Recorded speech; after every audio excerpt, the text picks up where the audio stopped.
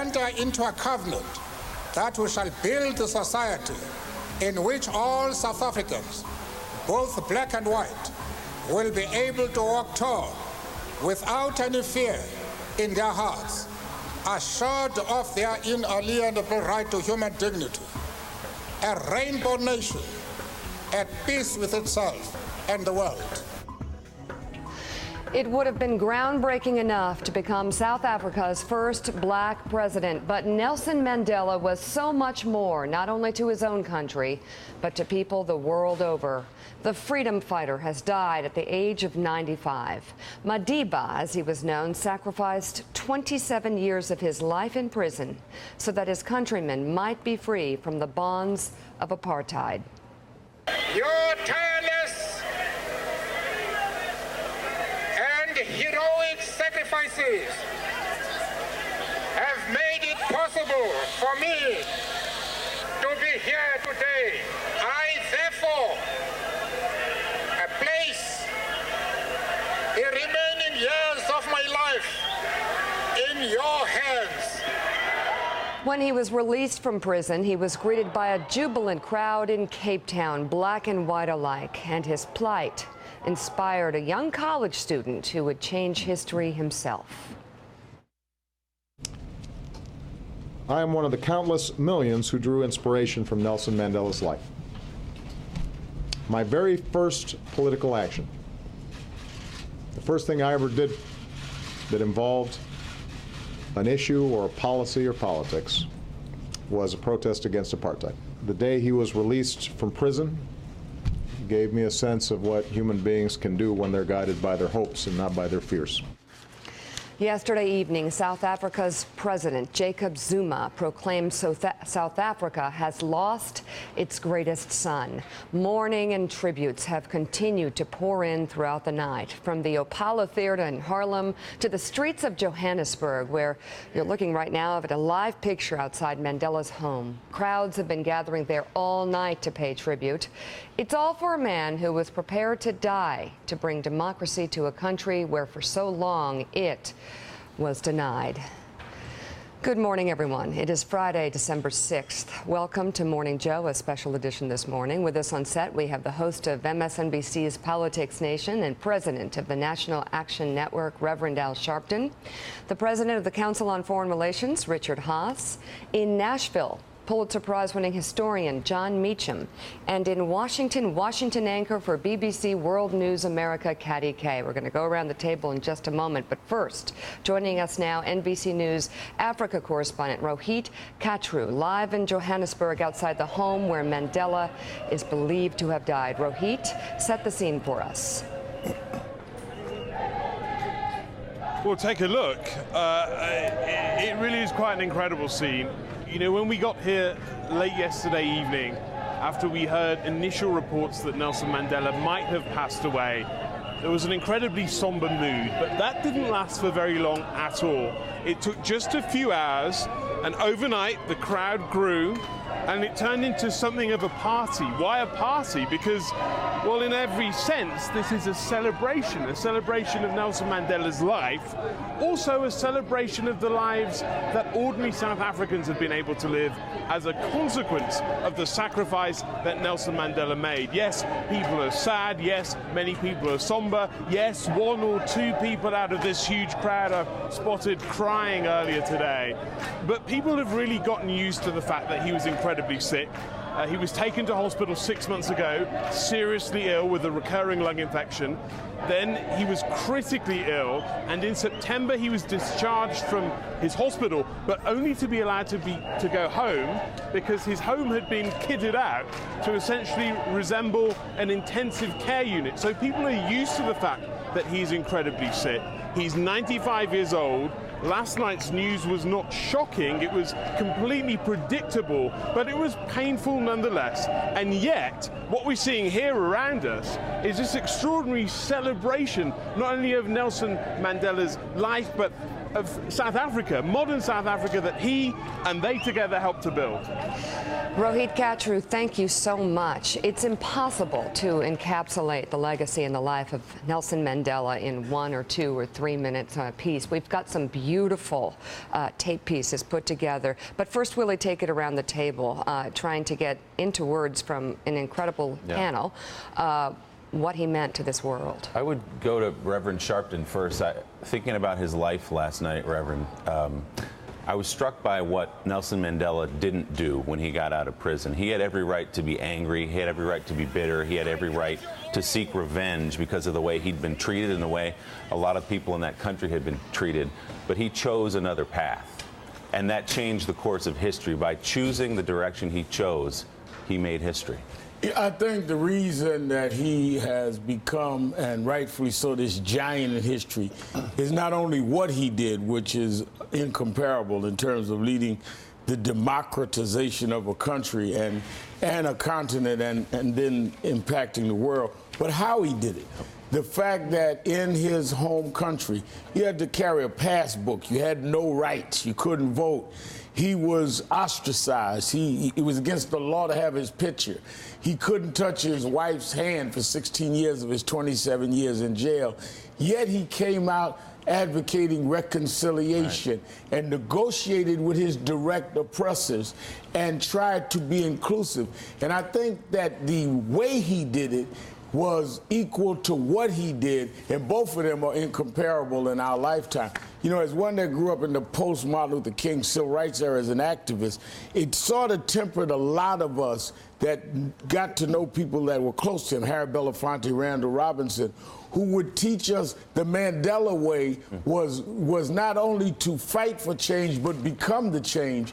And he symbolized that in epic proportions. The few times I was honored to be around him, you were always moved by this balance of gravity and humility. There was something that you never saw, I never did in anyone else, that you realized you were in the presence of greatness, yet he was such an humble and great guy at the same time.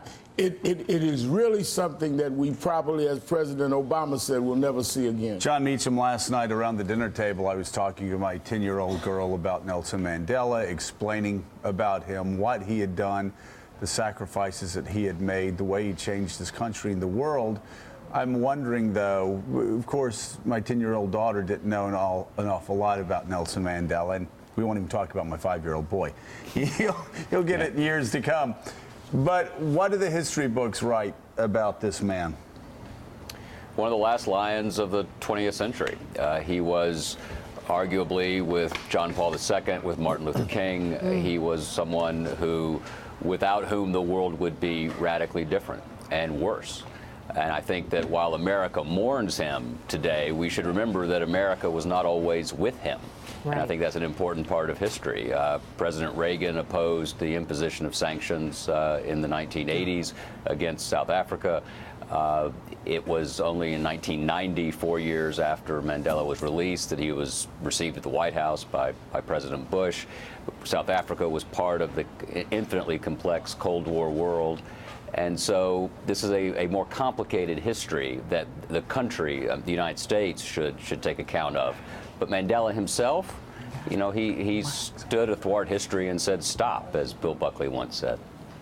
Richard Haas, talk about that complex history between the United States and Nelson Mandela. Well, pretty much as John said, the United States for a long time was tolerant, if you will, of the situation, particularly the U.S. government. In many ways, it was the British government of Margaret Thatcher that played a much larger role in brokering the breakthrough between Nelson Mandela and F.W. de Klerk. And I just want to talk about de Klerk for one reason. Mandela was truly a great man for all the reasons that have been said on the show. We celebrate him not because he was a freedom fighter. There were a lot of freedom fighters in the 20th century, but because of the reconciliation, because of his willingness to give up power. But Mandela was also fortunate in one way, and it's something we ought to remember today. He got the Nobel Prize, not alone, but he got it with F.W. de Klerk. Mandela had a partner.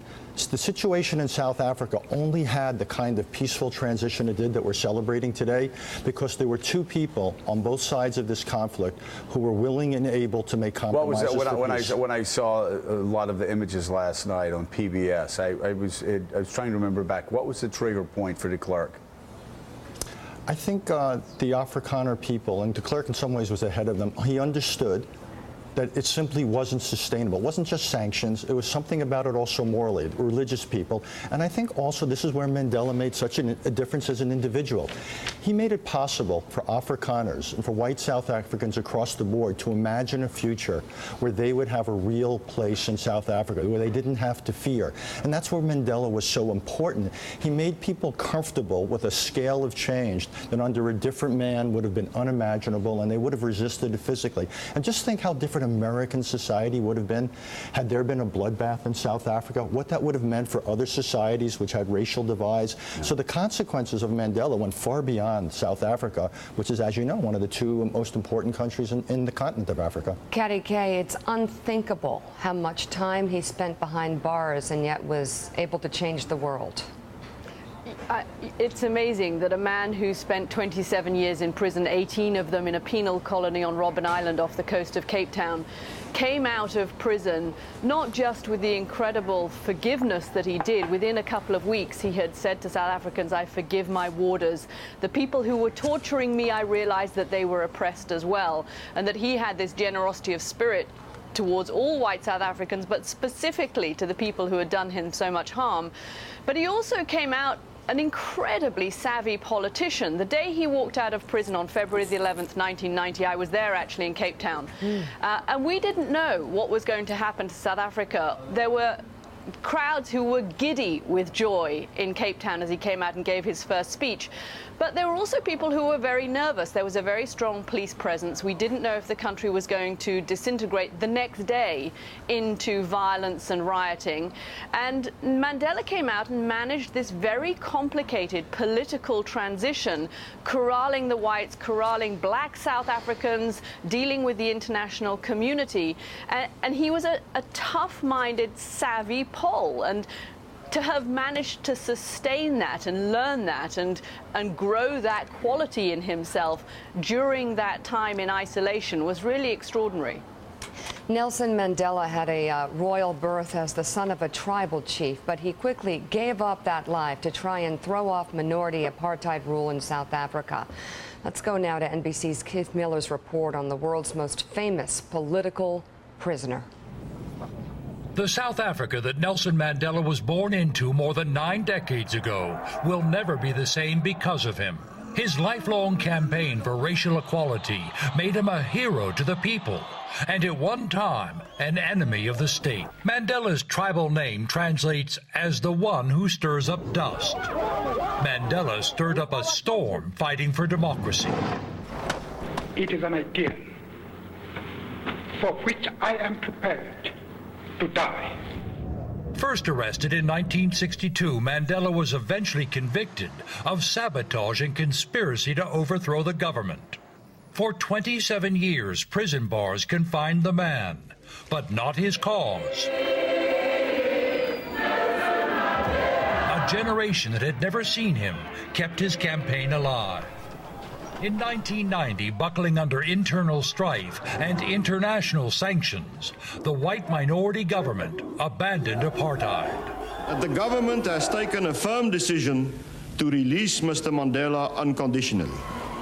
Mandela emerged from behind bars without bitterness to resume his campaign.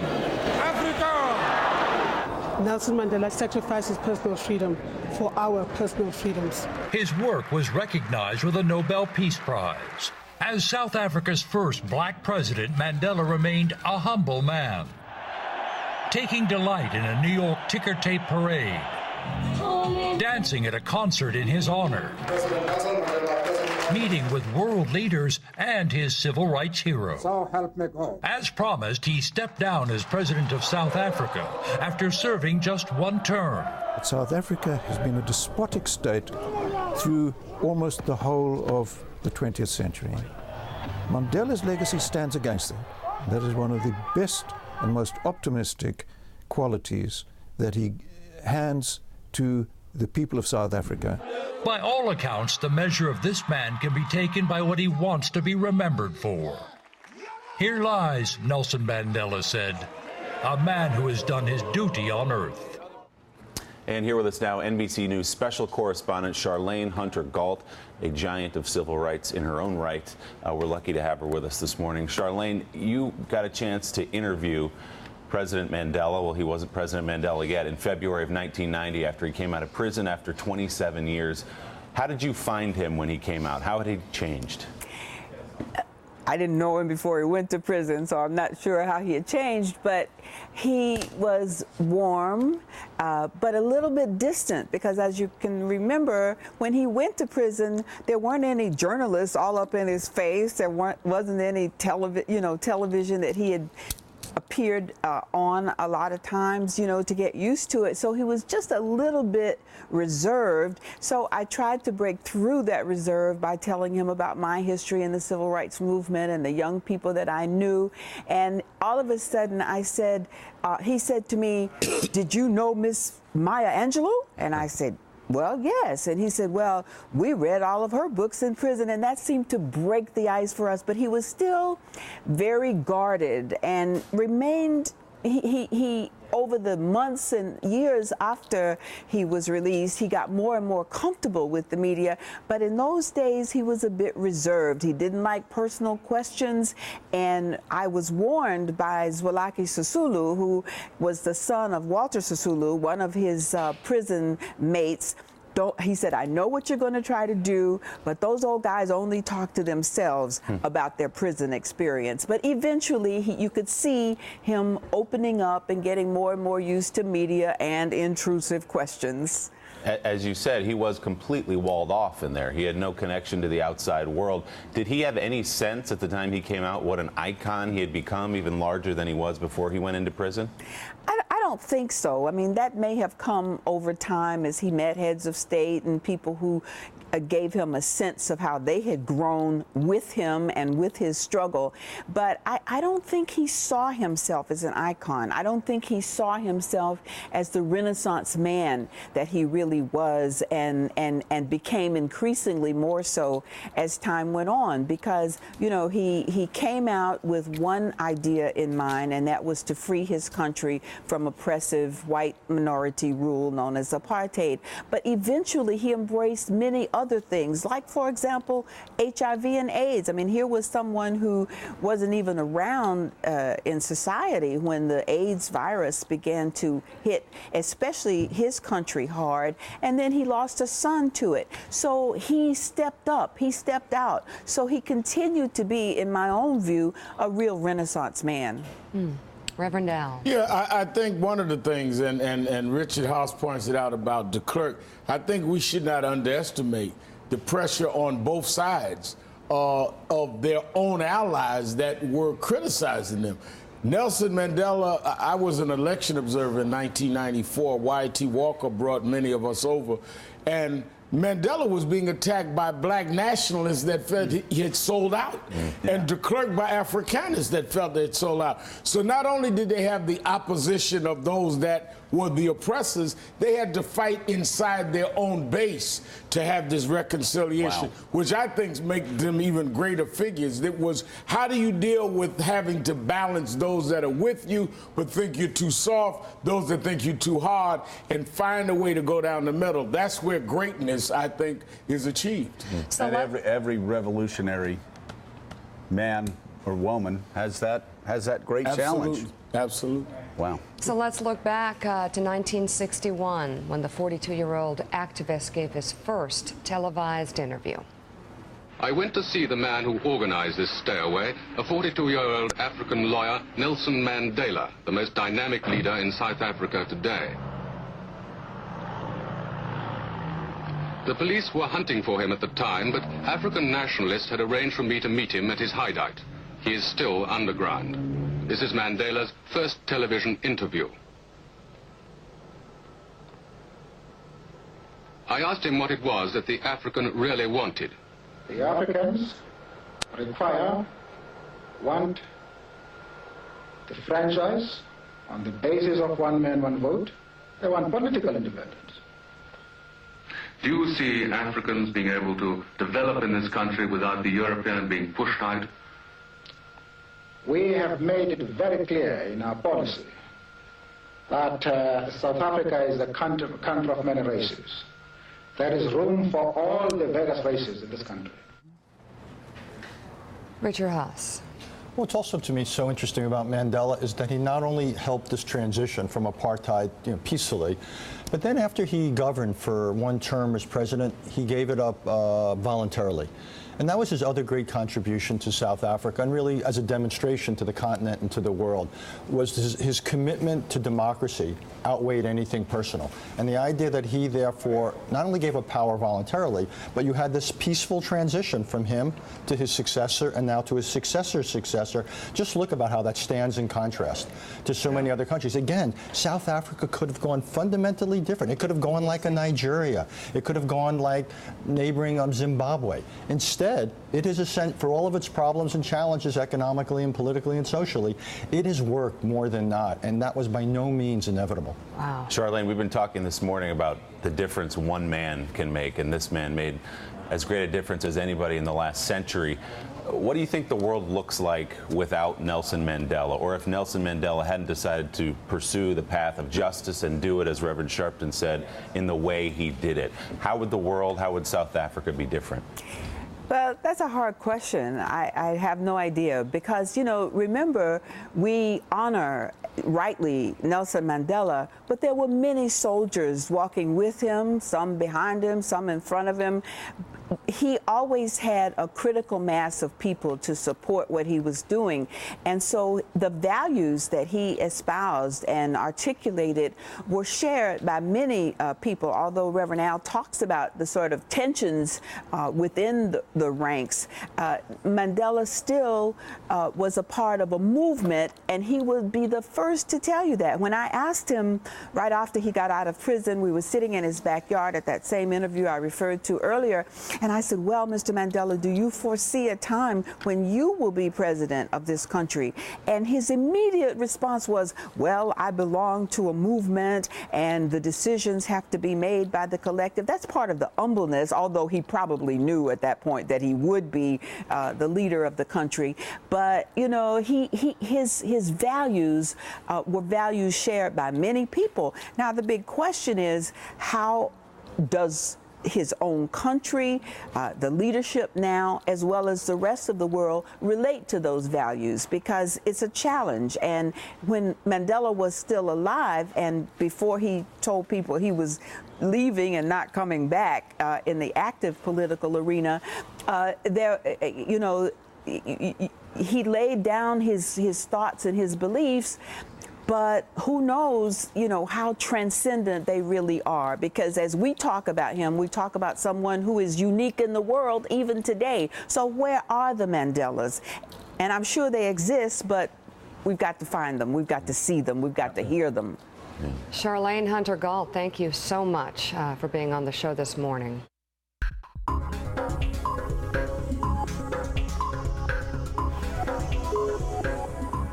Let's take a look at the morning papers from our parade of papers. The LA Times, an American teacher, was one of 4 people killed yesterday in Benghazi. The attack comes just 5 days after al-Qaeda urged Libyans to attack U.S. interests. Reports say 33-year-old Ronnie Smith was shot while jogging near the U.S. consulate. Smith taught chemistry at the international school. For the last 18 months, he was just days away from returning to Texas for the holidays. No one has claimed responsibility for his murder. And the Telegraph, Pope Francis has set up a commission to address the sexual abuse of children in the Catholic Church. The commission is expected to be made up of priests, nuns, and experts from around the world. The Vatican hopes this will not only prevent priests from sexually abusing young children, but will also help those who were victims of abuse in the past. New York Times, Bill Bratton is Mayor-elect Bill de Blasio's choice to be New York City's next police commissioner. Bratton ran the city's police force 20 years ago. He's vowing to repair the relationship between officers and minority neighborhoods amid the NYPD's controversial stop and frisk program. It's a tactic he has embraced in the past, while the incoming mayor has criticized it. Bratton also led the police departments in Boston and Los Angeles. And this from the Star-Ledger, $200,000 is the auction price for a handwritten lyric sheet of Bruce Springsteen's seminal hit, Born to Run. Doubling pre-sale estimates, Sotheby says it is one of only 2 existing manuscripts that include the rock anthem's famous lines, "Tramps like us, baby, we were born to run." Wow. The document is a working copy of the song written by Bruce Springsteen in 1974, and it's drastically different from the final version. On the cover of this weekend's Parade magazine, Italian chef Lidia Bastianich discusses her old and new world holiday traditions, the joys of family, and the importance of living well. Time now for Politico. Let's go to Willie with that. We're actually going to take a look at some of Chris Matthews' interview last night with President Obama. Chris was here yesterday previewing it for us, an exclusive at American University. The president addressing problems with the Obamacare website, also spoke about the perception of his management within his own administration. When it comes to the management of government, part of the reason people are so skeptical is that when we do things right, they don't get a lot of attention. If we do something that is perceived, at least initially, as a screw-up, it will be on the nightly news for a week. I remember Bob Gates, my former Secretary of Defense, wonderful public servant, had served under 7 presidents. When I first came in, I asked him, so Bob, you got any advice for me? He says, Mr. President, just understand, you got a lot of people working for you. Somebody somewhere at this very moment is screwing something up. And that's true. And so I have to consistently push on every cabinet secretary, on every single agency, how can we do things better? And we can do things better. John Meacham, what's your take on that perspective on his own administration and the way things are handled? Well, I think it's realistic. President Kennedy said, defeat is an orphan and victory has 1,000 fathers. And I think that's true whether it's the government agency or a private institution. There's always the difficulty of pulling these things off, complex operations. But all that said, he ran for the office, so you take the responsibility. And I think that he's showing a little sense of humor there. But I think that given the scale of this particular screw-up, that was some conversations he should have had on the front end. Yes, a little bit earlier, perhaps. So Chris covered an awful lot of ground with the president. Also, later on in the interview, asking about 2016. And possible Democratic nominees for president. Vice President Joe Biden, former Secretary of State Hillary Clinton. Compare and contrast. Not a chance am I going there. Here's what I'll say. Both Hillary and Joe would make outstanding presidents and possess the qualities that are needed to be outstanding presidents. I think Joe Biden will go down in history as one of the best vice presidents ever. Hillary, I think, will go down in history as one of the finest secretaries of state we've ever had, and helped to transition us away from a deep hole that we were in when I first came into office around the world. Caddy, that's about the only answer he could have given to that question, isn't it? Yeah, and he gave it well. But even when pushed, he said, I'm not touching that one. He cannot weigh in on this one, and I suspect he will get right up to the next election. And were there ever to be a contest, which is sort of unimaginable, between Joe Biden and Hillary Clinton in the nominating process, I can't imagine Barack Obama ever weighing in on that one. I mean, I think, in the larger context, Joe Biden is probably doing Hillary Clinton a favor by even having his name out there at the moment. The longer he can keep this idea that this is actually a kind of race or a contest, probably the better it is for her if she decides to run, to have Joe Biden suggesting at this stage anyway that he's thinking of the process. He can stay out of it, at least for now.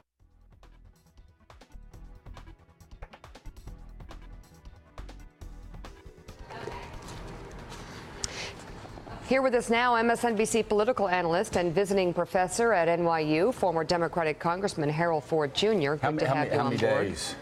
How many days? Come on, in 2 weeks out. Come on. You become a happy daddy? Can't wait. Happy to have I you. heard Reverend Al say to you, and then you'll know what tired's really like. Exactly. Not just getting up for morning job. That's right. Morning to every morning. Work That's out for you, real Harold. tired, yeah. All right, of course, we're following the death of Nelson Mandela throughout the show this morning. There is other political news to cover. We'll get to some of that here in Kentucky. Recent comments against Obamacare by Senator Mitch McConnell has Democrats rallying around the president's health care law.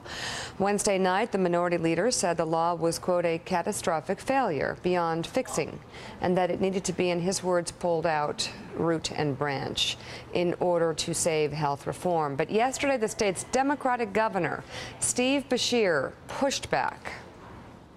Kentucky has become the gold standard when it comes to implementing the Affordable Care Act, and I'm very proud of that.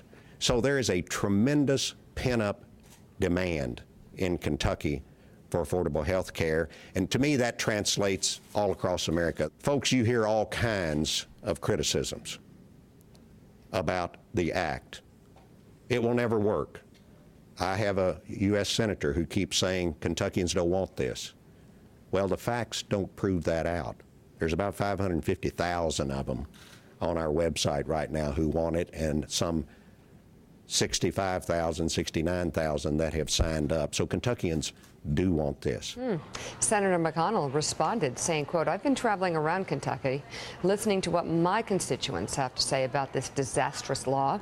What I've heard at every stop is proof that the damage Obamacare is doing isn't just speculation, it's reality. And late yesterday, Chris Matthews had a live town hall meeting at American University with a lot of those invincibles that he wants to sign up for Obamacare with President Obama. And here is the president defending Obamacare as well as trying to appeal to America's youth.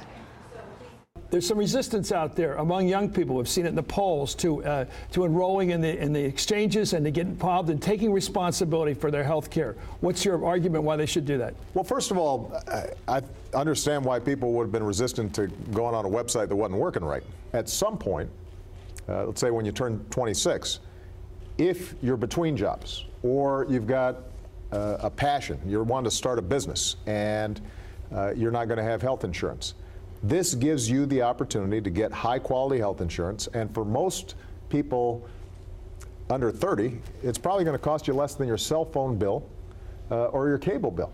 It's less than $100. Harold Ford Jr., you have Republicans who are still pushing back. You hear Mitch McConnell's statements using words like disastrous and catastrophic. I mean, they are not letting up on not just saying how they dislike this law, but how they want to get rid of it. How would you characterize the president's long slog back to trying to get young people to sign up after the rollout? He needs young people to sign up for the fiscal stability, financial stability of the program. The fact that the website is beginning to work now with more efficacy and people are able to now access it is a big positive. The president has two things going for him at this point in the argument. Number one, health costs, rising health costs hurts our ability to bring budget sanity to Washington if you can do that. And two, the Republicans don't have a viable, comprehensive alternative to what he's laying out. So you have to like the trajectory that he's on. Now, he's got to worry about a few other things, but the trajectory he's on politically is better than Republicans, and substantively he's in a better position now than Republicans. And Katty Kay, he's on a college tour. He's going to go because I think that at this point, and it was exciting to the students at American University. At this point, the only person who can get them to sign up is the president himself. Yeah, and even that, as the president recognizes, is a pretty tough sell, right, Meek? I mean, for many of these young students, I think it's almost a kind of cultural difference that they're having to go through, where they've lived without health insurance, some of them for a long time if they haven't been on their parents' health insurance, and they're like, I've been fine, so why not just pay the fine? And I've spoken to young kids who have said to me, $100 fine, okay, it's a lot of money up front, but it's a hell of a lot easier than this complicated process of getting health insurance that I don't particularly feel I need. And I think there's one particular group that the president really needs to target, and that's young Latinos. If you look at states like Florida, Texas, California, where there are large young Hispanic populations, and where actually the Hispanic population on average is younger than the rest of the American population, if the president can get you know, a couple of million of young Hispanics signing up, that would be a huge boost to the potential success of Obamacare. So the outreach there needs to happen, but from my understanding from Hispanic leaders, it's actually kind of kicked off pretty late in the game. John Meacham, I'm struck by how much everybody continues to talk about the president's health care plan. It dominated the 2010 elections. That was disastrous for Democrats. Here we are going into another off-year election, the president's second off-year election. There's no reason to believe that it won't once again dominate the discussions. And I actually disagree with my good friend Harold Ford Jr. I don't think this plays to the Democrats' advantage. I think right now it's playing to the Republicans' advantage in a big way.